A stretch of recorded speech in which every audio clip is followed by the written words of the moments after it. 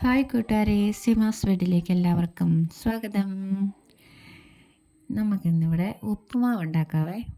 ഇന്നത്തെ രാവിലത്തെ ബ്രേക്ക്ഫാസ്റ്റാണ് ഉപ്പുമാവ്.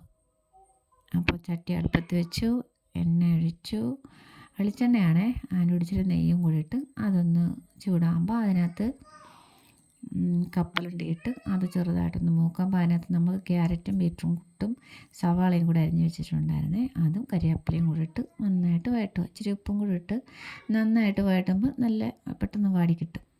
വഴറ്റി കഴിഞ്ഞിട്ട് നമുക്ക് ആവശ്യമുള്ള തേങ്ങ തട്ടി അതിനകത്തിട്ട് നന്നായിട്ട് ഇളക്കി കൊടുക്കാം. നന്നായിട്ട് ഇളക്കി കഴിഞ്ഞ് നമുക്കതിനകത്ത് വെള്ളം തിളപ്പിച്ചതാണ്, ചൂടുവെള്ളമാണ് ഞാൻ ഒഴിച്ചത്.